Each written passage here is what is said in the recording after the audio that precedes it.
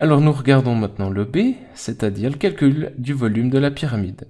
Alors rappelez-vous, vous avez déjà vu au CO comment calculer le volume d'une pyramide. Vous pouvez trouver ça aussi dans les tables numériques.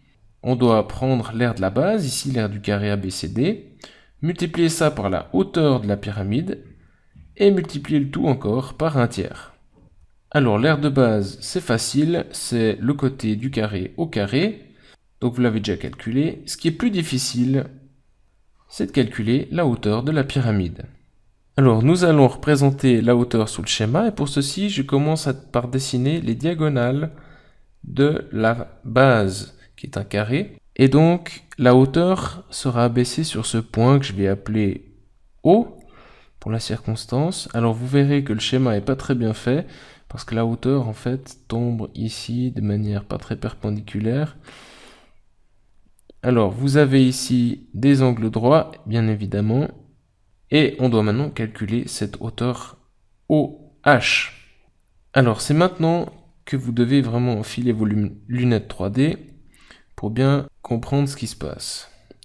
On a plusieurs triangles, rectangles qui sont cachés là-dedans, mais la hauteur OH fait partie en particulier de ce triangle-ci. Même s'il apparaît pas rectangle sur le schéma, c'est bien un triangle rectangle. Alors si on dessine ce triangle, on aurait donc un triangle rectangle en haut, ici, et ce serait donc le triangle AOH. Alors de ce triangle rectangle, on connaît déjà l'hypoténuse, qui est la distance AH, c'est 8 cm. Maintenant, on devrait encore calculer ce côté AO, qui représente ceci. Alors on ne le connaît pas. On devrait probablement faire du Pythagore à l'intérieur de ce triangle rectangle. Donc on aurait bien ce triangle AOB qui est rectangle ici, puisque on a les deux diagonales du carré qui se croisent là, donc on a ici un angle droit également. Vous voyez que ça fait déjà une fois Pythagore.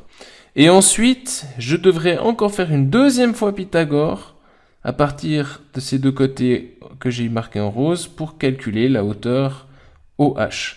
Donc ça fait deux fois Pythagore. Ça fait un peu répétition. On peut également se dire, mais là il faut bien regarder, qu'on a une autre alternative. Rappelez-vous, dans le A, on a déjà calculé la hauteur du triangle BCH. Est-ce qu'on ne pourrait pas réutiliser cette longueur pour calculer la hauteur de la pyramide? Allez, je vous laisse regarder. Regardez bien. Il faut faire apparaître un trait en plus. Et oui, c'est ce trait-là, OE. Et on a bien un angle droit ici. On se retrouve donc en présence d'un triangle rectangle. Le triangle rectangle en haut. Et qui est le triangle EHO.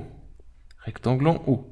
De ce triangle, on connaît déjà cette distance HE, et on connaît presque cette distance OE. Elle est facile à calculer, puisqu'il s'agit de la moitié du côté AB. Donc cette distance-là, c'est AB divisé par 2. Cette distance-là, on l'a déjà calculée dans la partie A. Donc on avait vu que c'était 6,4 cm. On a donc deux côtés d'un triangle rectangle, on peut facilement calculer le troisième OH avec Pythagore. Vous voyez qu'en réfléchissant un petit peu, on s'économise une fois le calcul, l'application du théorème de Pythagore. Bon, on va essayer de mettre tout ça au propre. Donc faites votre plan de résolution un peu au propre. Alors ce qui nous intéresse, c'est ce triangle rectangle qui est là. Donc dans un premier temps, on va calculer OE. C'est très facile, c'est AB divisé par 2. Dans un deuxième temps, on va calculer OH, tout simplement en appliquant Pythagore.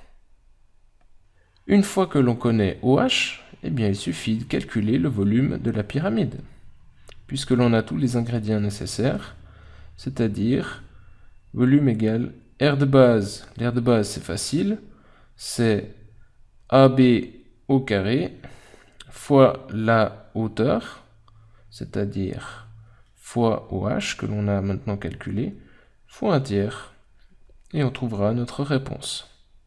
Bon, je vous laisse travailler un petit peu là-dessus, et puis je vous donnerai la solution dans un petit moment.